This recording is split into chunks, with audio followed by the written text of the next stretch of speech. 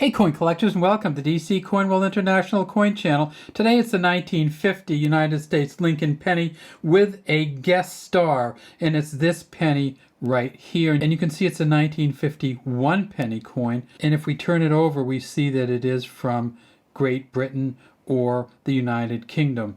And we're going to talk about this coin in a second, because this is probably the rarest of all pennies from 1950, but it's not from the United States. In 1950, the United States made these at 3 different mints. And you can see the mint marks right here. We see an S there for San Francisco, a D there for Denver, and no mint mark way over here for the Philadelphia Mint. At the Philadelphia Mint, they made 273 million Lincoln pennies. It says "In God We Trust" at the top, Liberty here, 1950, and then the engraver's initials will be right down here below the coin, and you can almost see them. You can see the V, and there's a D and a B. These are bronze coins, 95% copper, 5% zinc or tin.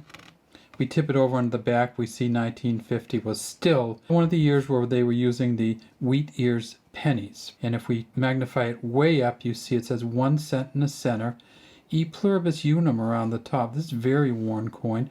United States of America here, and wheat ears on each side of the coin. For the 1950 Philadelphia coin, if you get it in a mint state 65, it's worth $26. A mint state 67 plus, $9,000.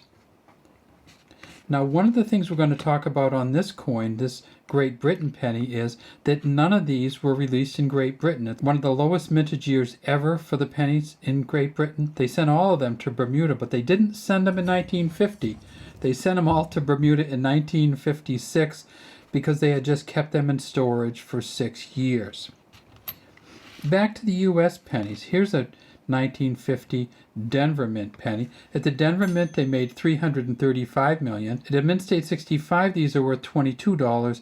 At a mint state 67 plus, 1,350. And the last of the U.S. mints is this San Francisco Mint coin. We see down here it's an S.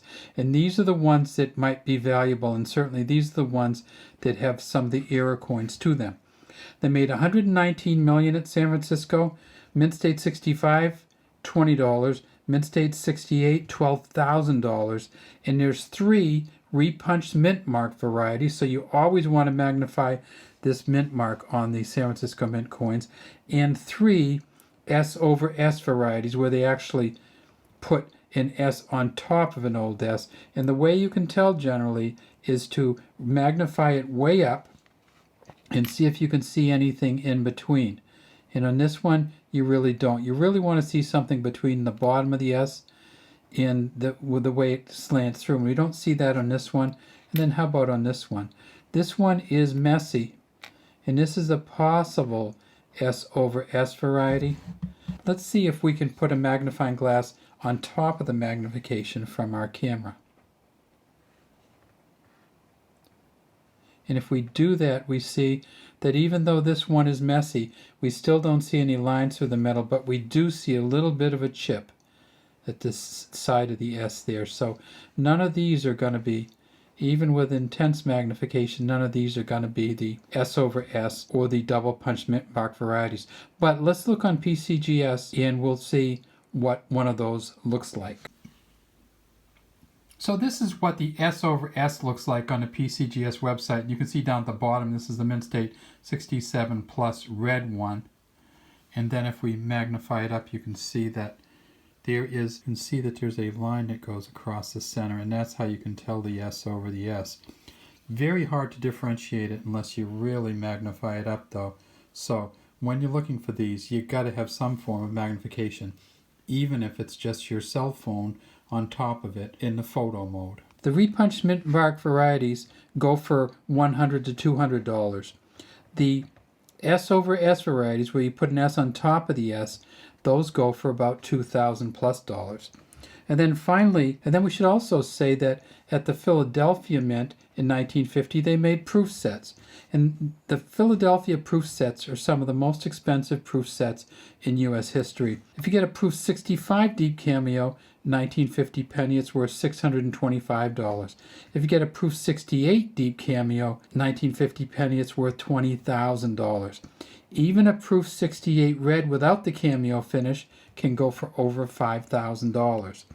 Now let's get back to that coin from the United Kingdom. So of course the United Kingdom pennies, the old large pennies, says one here, penny here, lighthouse behind Britannia, who's sitting on a throne with a trident, with the helmet on, and with the Union Jack under her right arm, 1950 at the bottom, and we see that this is a geared outer rim. If we turn it over to the front, we see that's George VI, Queen Elizabeth's father.